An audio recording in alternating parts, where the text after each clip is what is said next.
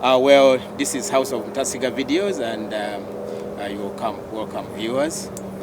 Tonight, I bring a guest from Kabale, Uganda, and her name is Ruth. And she will tell us more about herself. She's the CEO and director of an NGO in Uganda called Grace Villas. Is that right? Correct. Grace Villas. And I don't want to talk so much about it. Before we delve into that, I wanted Ruth to tell us about herself so that we can know who is Ruth.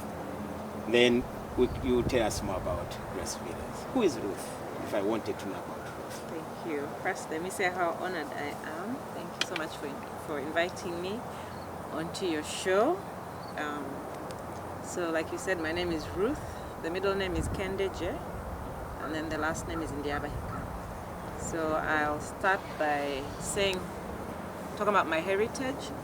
So my parents, Reverend Canon James and Reverend Canon Grace Ndyabahika. So I'm a daughter of two priests. At home we call them PKs. I don't know if you use that. PK? phrase. What's PK? PK, pastor's kid. Oh, pastor's kids. Okay. So I'm a double PK. So the mother and the father are all Yes. Reverend Canons. Yes. Yes. Lucky you. Yeah. So unfortunately my father passed away, but I live. My mom is very alive and well. So then I have a brother named Apollo, a big brother, and then a young sister named Rochelle. And that's the nuclear family.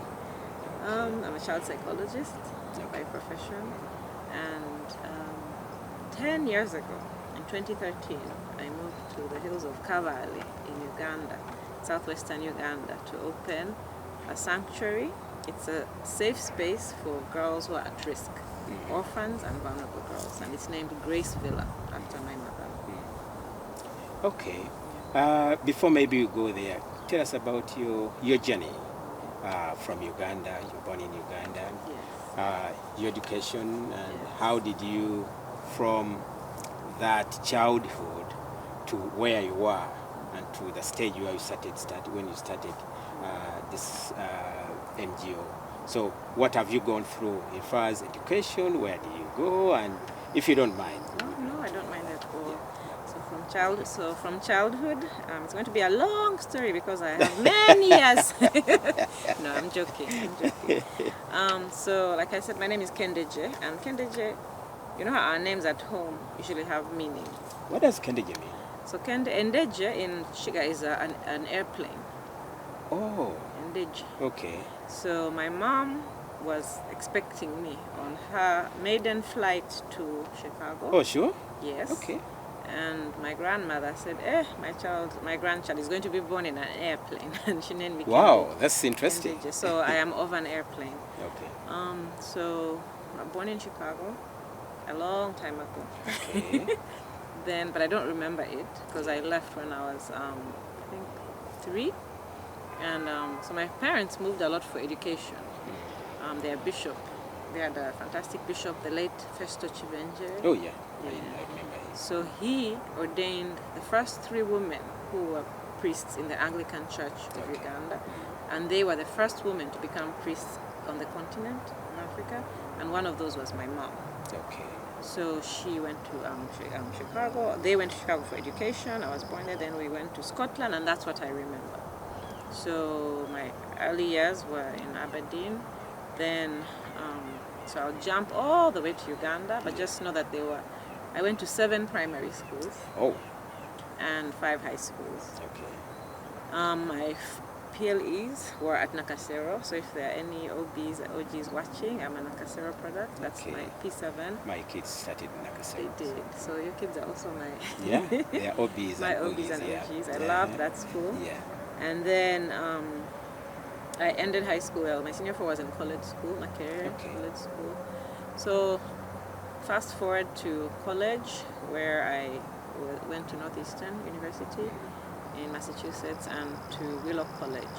So I did early childhood development and child psychology. So a series of events happened where, so I lived with my brother in Boston. After college, started work, was there for a long time, for about 20 years. And you know, within 20 years, what can grow from those 20 years?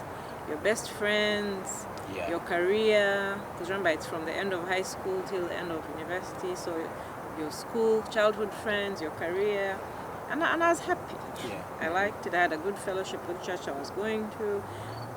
I liked my job very much. Okay. So, and then we had a group of friends who used to, so you're looking for things to do. Yeah.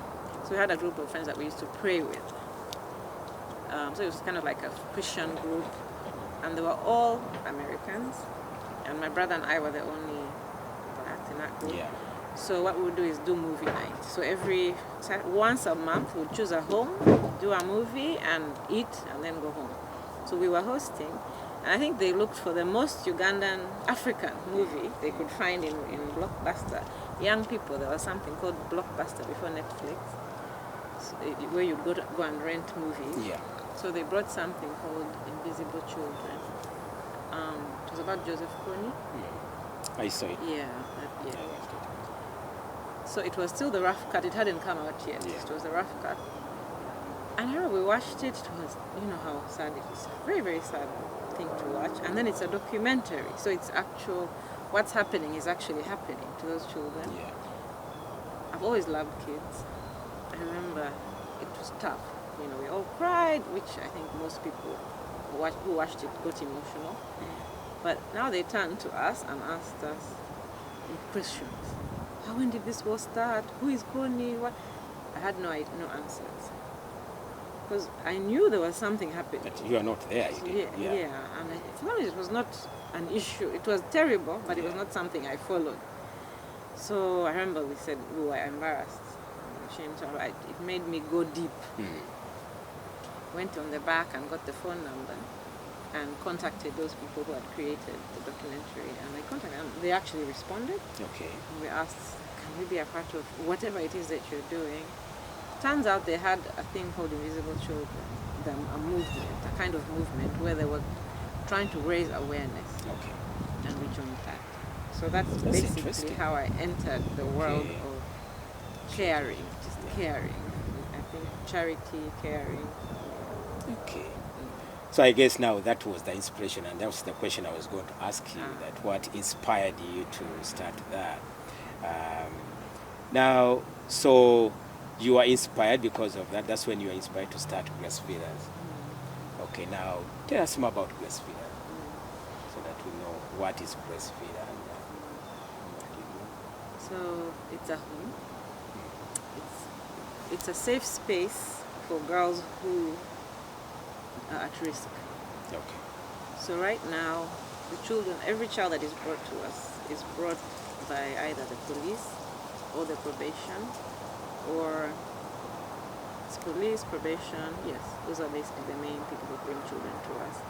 So if a child maybe is pulled from the street because he's a street kid and they're looking for somewhere to put the kid, we are the first person they bring the child to. We are now registered as there's a new system at home that's a few years old, and where you're not allowed to have a child in your home, an orphanage or anything. They're not supposed to exist unless you are an approved home. Okay. So it's called an approved home by the Ministry of Gender. Okay. And right now we're the only approved home in the district for girls. Okay. So there are 3 approved homes, 2 for boys and 1 for girls. Okay. So what that means is every case that is in court, they come through us as a transition home. Okay. Yeah. So Do you have an age range?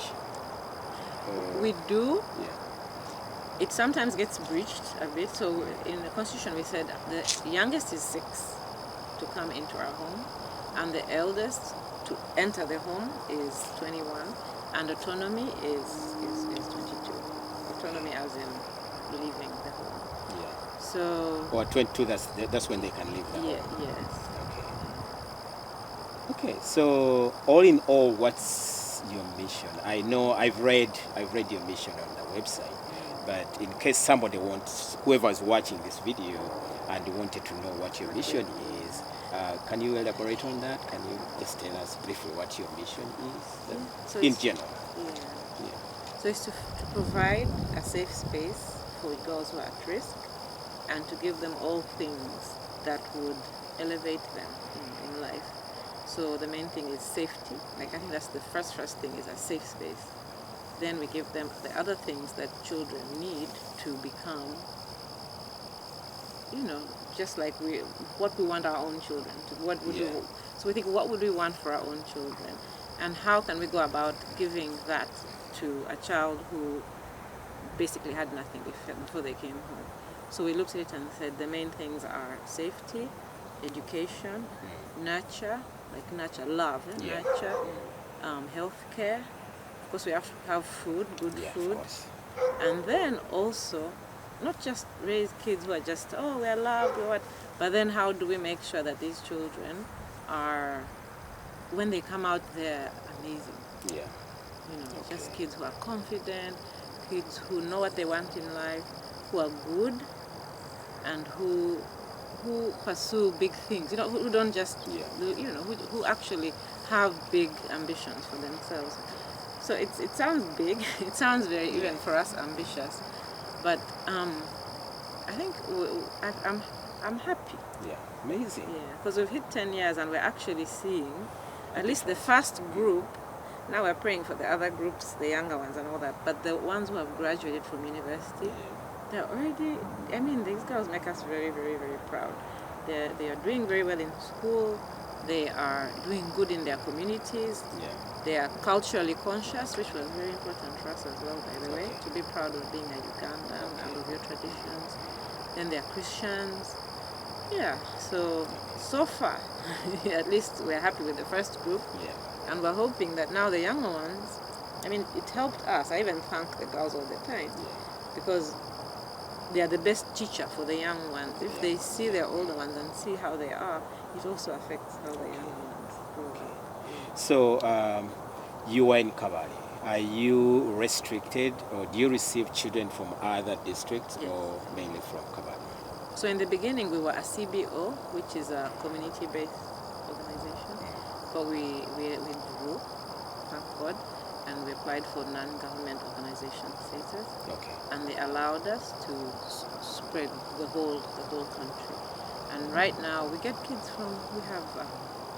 from all over the country, from the north, from central. Okay. Yeah. So in a broader sense, I know Uganda has gone through a lot of turmoil in the past years, and we've got areas where there have been wars. Yes. According to you, what can you say are the main challenges girls in Uganda face? And you have hinted on how Grace Villa is helping out. So how does Grace Villa address those challenges? So if you can just give us from your perspective. From my perspective. Yeah. Not as a country expert. No. From your perspective, your own perspective. Thank you for adding that. Yeah. So I was shocked about a few things. I didn't expect the levels of sexual abuse. I have to say that. I didn't expect it. So right now, pretty much, I think 80% of the children end up in our home because of sexual abuse. Yes. And I didn't expect it. But now as I got to discover more and more, we find out that we are like the second largest. Like if you look at child marriages, we are in the sub-Saharan region, I think we are in the top 3 with early child marriages, which is so sad. And I don't even call it marriage, I call it, because you're kidnapping a child. Yeah. By the time you're taking a kid who's 13 to be your wife. And so we have, and then now you also go deep, you say, okay, this exists. Why? Because we are not supposed to just be there to take in kids. We're supposed to, the solution is not to even need to exist. If Grace Villa wasn't there, that would be the best thing, right? So why is it high? So you find that the main trigger is poverty. Okay. You'll find a family is struggling. They have 6 kids because first of all, no one really wants that to monitor that. You have 6 kids. Father is not working, mother is not working. Then someone comes and says, I will give you land if you give me that kid. If you give me that kid, okay. They're all hungry. Now all the family is looking at the kid as their savior.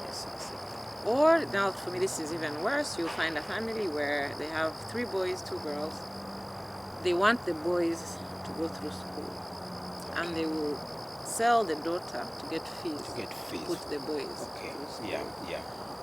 Then you'll find we have to be honest about the HIV situation at home.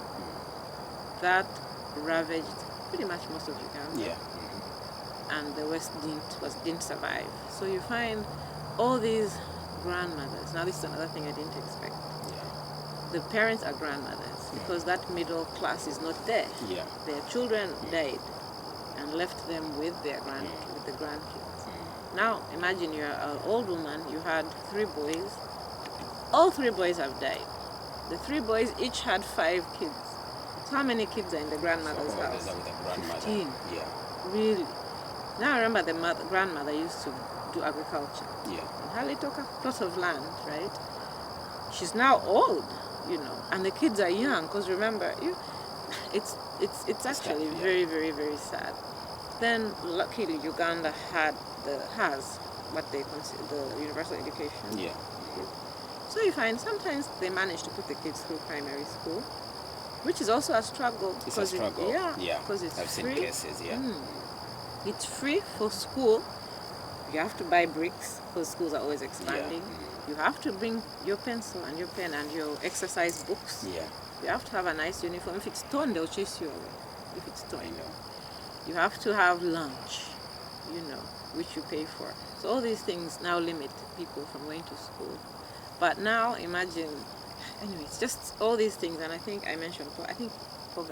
That was the underlying. And then also rural-urban migration. People leaving to go look, say, I'm going to look for work. The husband now, bye family, I'll come back. They reach Kampala, I don't know where they go. And they disappear. And they disappear, and then leaving a family alone. So our kids, we find most of them are orphans. Many of them, the parents died, left them. You have a house, but you're an orphan. You're 7 in a house. You have no food. So child-headed households, they actually exist. There are many. So talk about underprotected children. Because you're 7, you're in a house alone. You have no food, no land, no. So these are some of the situations that we face. And so that's a very nice story. It's very interesting what you're doing. So how has Grace Villa? How big is Grace Villa?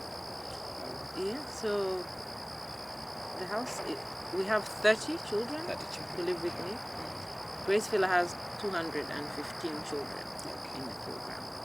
So what that means is we look after 215 children. Oh, yeah, that's a number. It's a big number. So all of those are in school. So we're paying fees for 215, healthcare, making sure they have food, but we have managed to safely place them with a grandmother, an auntie, a church leader, or someone in the community. But they come home. We have Grace Villa days every single Saturday. So every child, we expect every child to come home to spend Saturday at home. So what we do on Saturdays, if you ever contact them, expect to be in Kabale one day. Please choose a Saturday because they are fun. You find the compound full. We have all our programs. Dance, we teach cultural dance. We teach tailoring, like what I'm wearing is made by the girls. Tailoring, beadwork. We teach mat weaving, debate,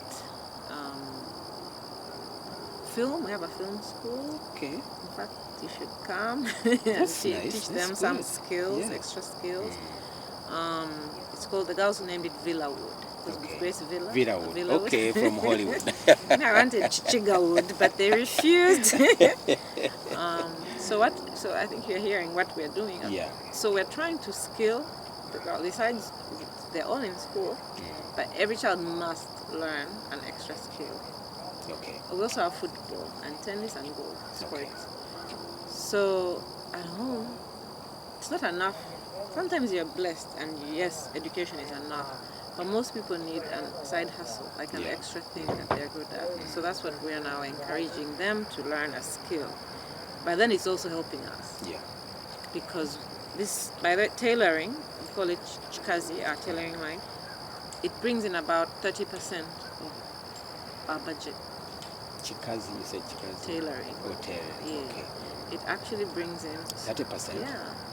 So the girls, so that's, we love So that. you make this and this And you we sell and we them? sell them. Okay. Now imagine the girl, she makes this and she knows I'm paying my own fees. Okay. Imagine how that builds her self-esteem. Remember, we're talking about raising girls who are confident. Yeah. And then also when she leaves, she'll always have something that she can Okay. bank on. Yeah. Football, we have around 16 kids on football scholarships right now. So that's helping us, but also helping them. Things like that. So when we fail to place a child outside, those are now the 30 who live with me at home. So you mentioned that, okay, since the beginning, have you had girls who have completed the program, and would you have any success stories or memorable moments you can tell us about those who have gone through Grace Feeder? Yes. Thank you for asking this question, which makes me happy. So we have, I think now 5 who have finished university. Wow. Yeah. And all of them are giving back to us. And already. you got these when they were at what stage? Senior 2. Senior 2. Yeah. High school, early high school, Yeah. Senior 1, Senior 2. Wow. So the first graduate was Fiona. She did a BBA at UCU. And she then worked for us as our accountant for a while. But then she was stolen by a hospital. No, we're happy. We're actually happy. Yeah. We're very happy. So she's now an accountant in the hospital. And she comes home to check on us, to bring us food, we're talking, and she donates.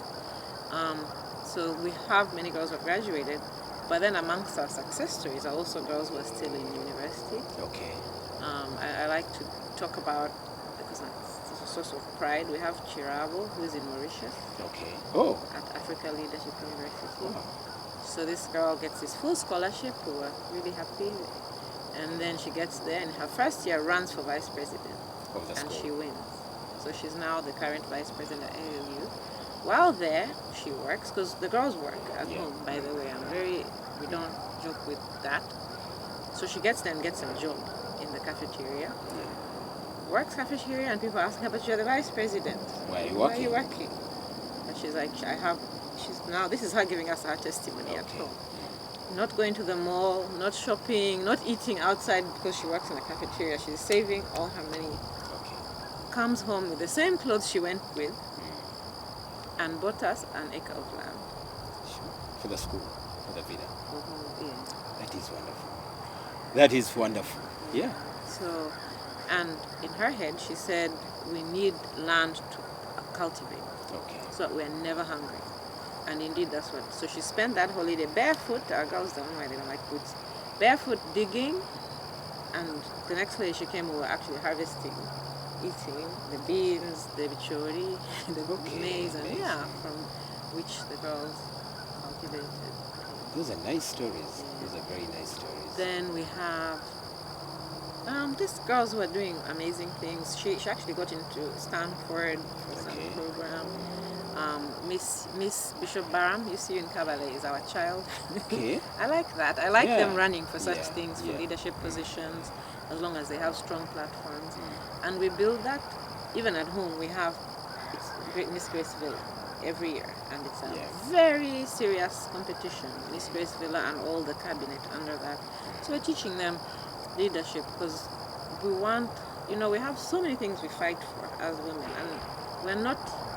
People sometimes get scared of hearing the word feminism. Yeah. But for us, we look at it as in, how do we make sure that even the girls have their rights, But you can't do that if the girls themselves are not in those positions to actually speak for themselves. So we tell them, girls, we need you to actually grow up and become not screamers, not girls who just say, crying and screaming and arguing and fighting. You must be able to speak.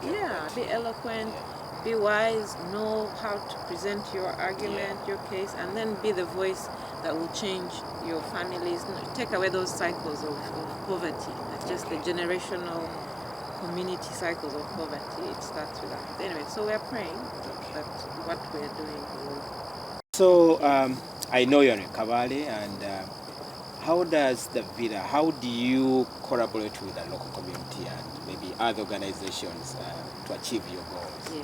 If you can even mention some, that would be nice, even for them to know that they appreciate it and that we appreciate. Yeah. No, I really, that's another very beautiful thing. We have been supported a lot by the community. From the old lady who is barefoot digging and has 5 chickens, who brings us eggs. Whoa. If she's watching, wow. Who brings us even 5 eggs she'll harvest. People will harvest their potatoes and come with a sack, even if we don't have their kids, because they love what we're doing. We have a local library called Kabale Uganda. So one of the ladies who works there for about 6 years has brought us a liter of milk every single day. Sure. Every single day. So these are just, I like, because one by one, you know those things, those sayings, for real, one by one makes a bundle. Yeah, one by one makes a bundle. And we know that our kids won't starve in that community because of, well, now we have land and other things in place, but even before. And then we have mentors, local mentors. Okay. Like now you've heard about Grace Villa. Yeah. I'm very sure that if you went for maybe a wedding, a Quinjira, or you were going to Rwanda driving through, you would stop by. I would, definitely, yeah. Our gate is busy with local people, and I love the children are growing up knowing that they are supported by people who look like them. Yeah. You know how that phrase representation matters? It really does. Because I think our kids are growing up confident and givers because they're seeing Ugandans supporting them. You know, bringing food every day, even just bringing visitors. You know, I'm passing and I wanted people to see my children. You know how powerful that is. People have events, they hire my kids to dance. We do traditional dance, everything, Chichiga, Maganda, like we do Raka Raka. In fact, if you're watching, follow our YouTube channel, Grace Villa Kabale. We're also on Instagram, Facebook, Grace Villa Kabale, and you'll see some of the things the children do. If there's a Rotary event, they will hire our children. Recently there was a health event, and they asked us to cook, to bring the tea and the snacks. Bringing us an income, right? But also exposing us to the guests who had come. So people say, who are these lovely children with this nice tea? Then they say, it's Grace Villa, and then they end up sponsoring a child. You know? So we have really been embraced by the community. We have a local clinic called Medicus. In the community, it's known as the fancy clinic, because it's nice, very nice, state of the art. Oh, that's run by you? No. Okay. It's run by Dr. Bruce. Okay. At one point, we realized to become a home, the approved home, you have to be associated with a medical unit. Definitely. You're supposed to actually have your own nurse. But we managed to talk to that Medicus and we signed an MOU with them. It was just formality, but they have really, really saved our lives, many of our kids' lives. We're always even today, there was a kid with a growth that was, we don't know what it is, and today they did a small surgery on a kid. They don't bill us. They will give us the bill, but be very, very patient.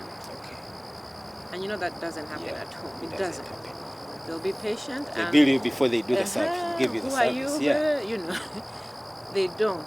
They're very, and then they also cut, I think it's 30% off every single, whether it's medicine, whether it's a health. That is good. It's one thing that really brought us a lot of relief. And then, so we have many things like that from locals. We have someone, they call him Uncle Ice Cream. His name is Mr. Manish.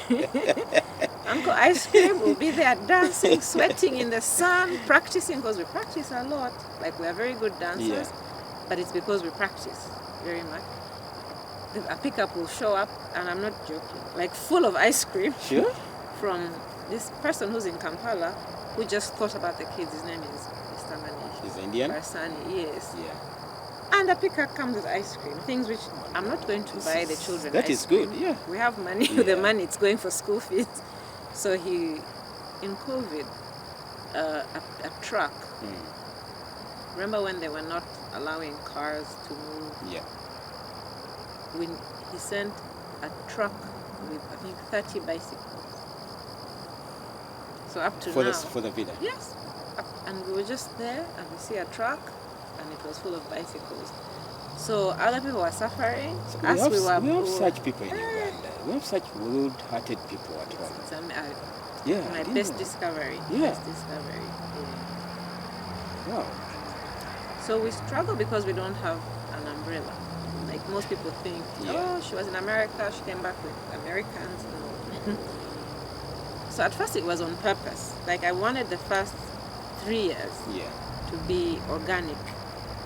Us growing it from the bottom up with our values, like not having an upper hand saying you need to do this. We wanted it to be our local traditional Christian values. It was very important.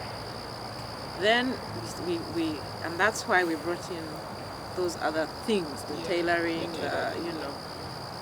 But then now it also helped us now discover the beauty of African generosity. Okay. Yeah.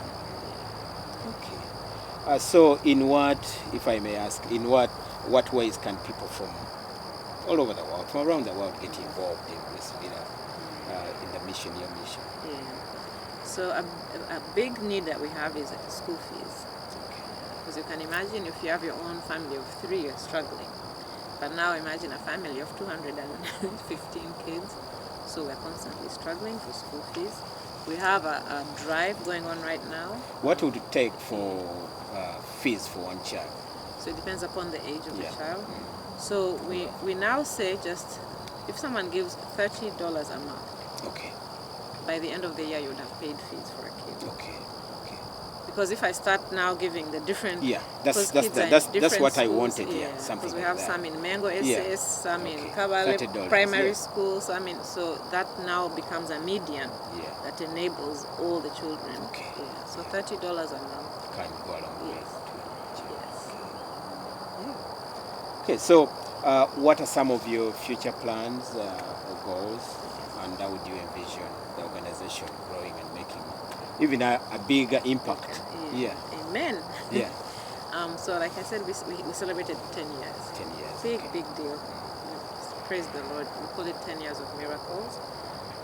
So we are now planning for a resource center. I've been here with you and seen all these beautiful buildings. Like there was one right here. Like we just want a space where we can do all the different things that I've been talking about. Yes. So, Kabale, the weather. It's either rainy season where it's flooded or it's hot season where you can't stand outside. Okay. If we're practicing dancing, if it's too hot, we can't, we just need a space where if it's raining, where it's too sunny, we'll still be able to practice. Now that space, we also would use it even for events. We want to have a thing that's ongoing, like in the holidays where people come and watch us perform for them. Then we also need a proper library. We now have a library in our garage.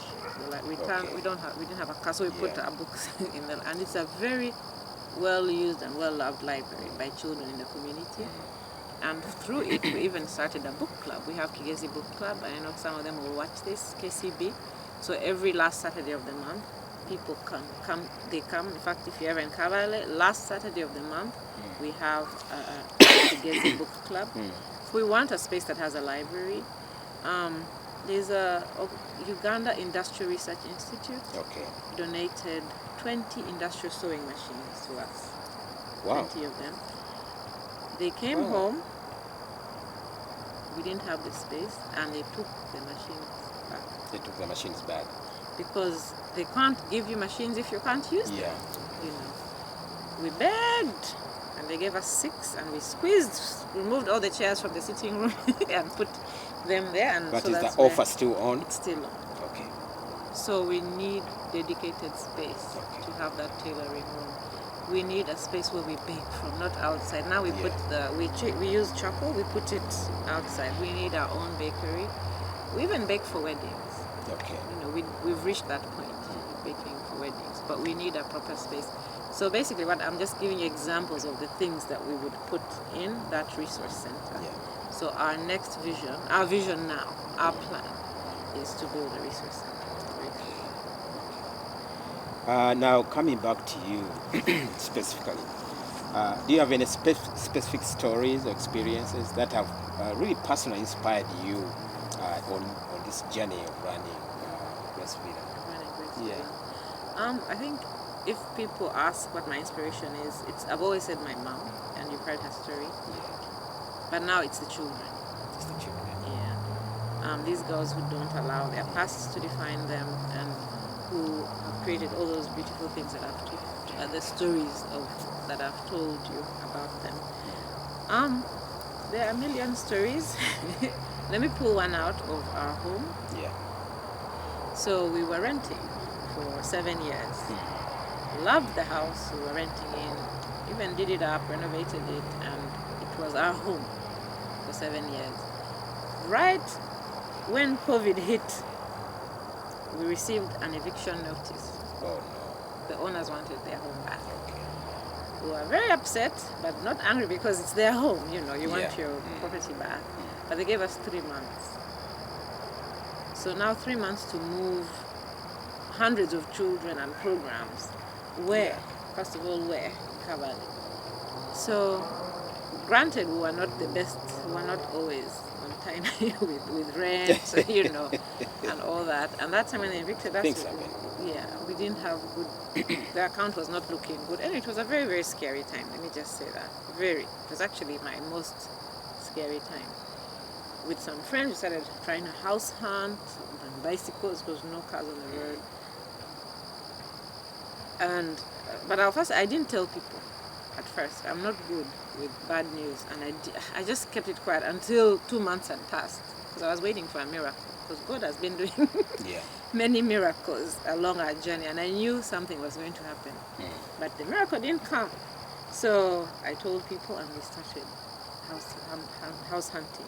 So we found one place that was big enough to hold all our children, but they asked us for an amount that was too much.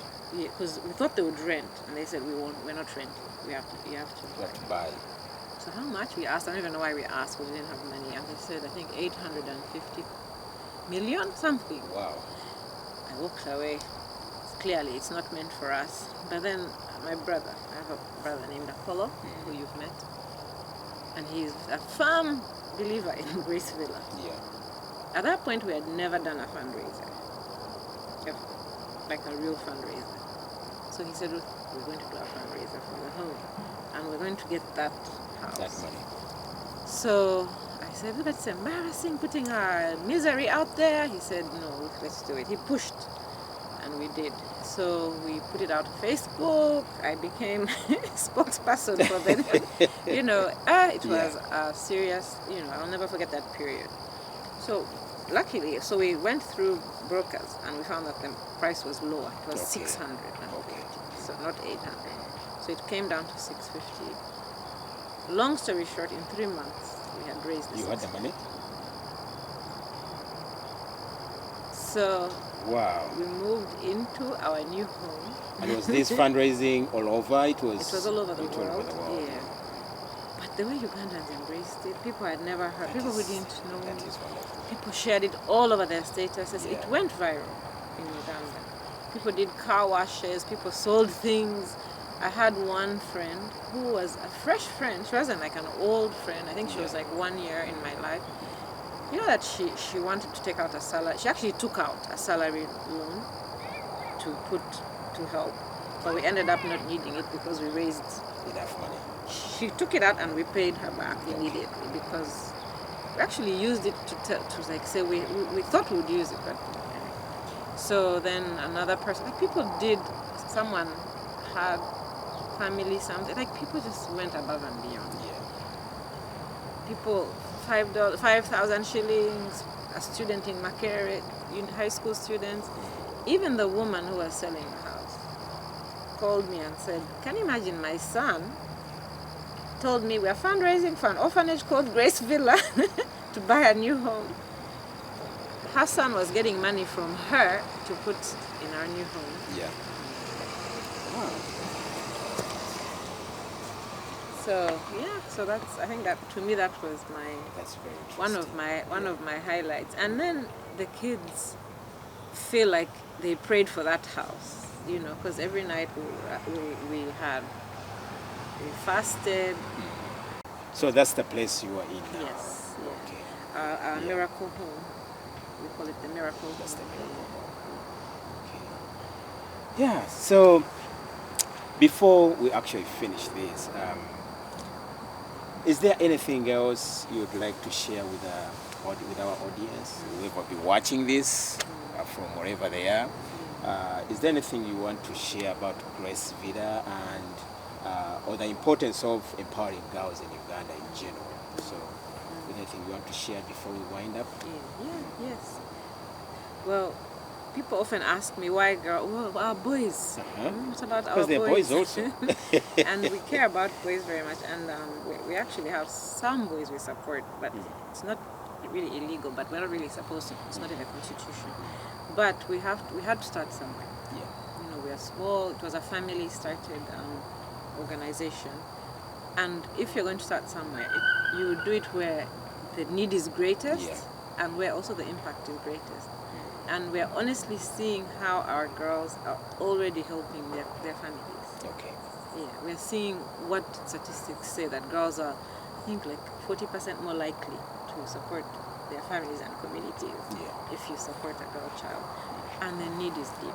The need is deep. So if anyone is watching this, you know, we would really appreciate you partnering with us, like being a part of what we do. And if not us, then someone else, because I'm sure you know some organization in your community, amongst your friends, that is supporting an at-risk child. Ways of support are from finance, you know, if you're willing, or if you know anyone who would want to support us financially, please visit our website, gracevilla.org, or Google the name Grace Villa Kabale, it will come up. Praying for us, the power of prayer. Yeah. So we're always looking for prayer partners, looking for people who want to come and spend time with our girls, whether it's in person or online. We have a Mentoring Grace Villa series every Wednesday. If you have anything for half an hour, it's about 40 minutes, to tell the girls your story and encourage them, talk about your own journey, whether you're an architect or an artist or whatever it is that you're doing. If you went through some struggles and you know, just mentoring the girls. Okay. In person at home or online. Then also giving us donations in kind. You know, maybe you have a computer that you've always wanted to pass on, or come and volunteer at the home. So there's so many different ways that somebody can support a home like ours. And I'm just thankful, even just watching this, by the way. Someone taking their time to learn more. Okay, we will have the website running on the video, and is there a phone number one can use to call to reach whoever in charge? Yeah, my Ugandan number. Yeah, the number. It's even on WhatsApp. Which you can put here. Should I say it? Yeah. 774 1. Okay, it's +256 774 188 087. Again. +256 774 188 087. This has been very interesting, and we are proud actually. We are honored to have you, and I'm happy that Deo, I can't fail to mention Deo. This is all Deo introduced me to Ruth, and I fell in love with Grace Villa, and I thought maybe we could do something like this for Grace Villa. And really thank you so much for your time, and maybe when you come back next time, or when we come to Uganda, we'll drop by. I remember I was last in Uganda. I was last in Kabale 7 years ago. Let's see. Is Batuma's farm still there? Yes. Yeah.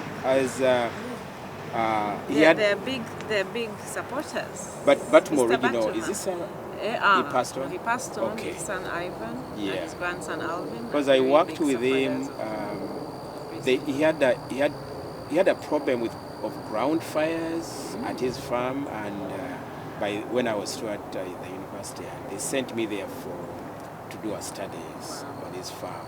Ground fires. Yeah, ground fires on his farm. He had a big problem, so he kept him in his hotel, and I had a good time. So He has a nice I had a hotel. good time in Kabale. So these are some of the families that have grown to appreciate. Okay, I'm glad it's still there, because normally in Uganda, when the owners of such estates die, some kids are not interested. They end up selling. So there's that generational aspect is not. I think he lacking raised at home sometimes. You're very, very right. I think he raised them well because the farm is it's evolving. That's wonderful. That's wonderful. Well, it's been nice, Ruth, having you. Thanks so much for your time. Thank you so much. And God bless you. we hope to either meet in Uganda or meet you here again. This has been such an honor. Thank you so much. Thank you. Thank you, viewers. I hope you enjoy this, and don't forget the number. We'll keep it running on the video, and please donate to Grace Vida. Make it your home. Thank you so much.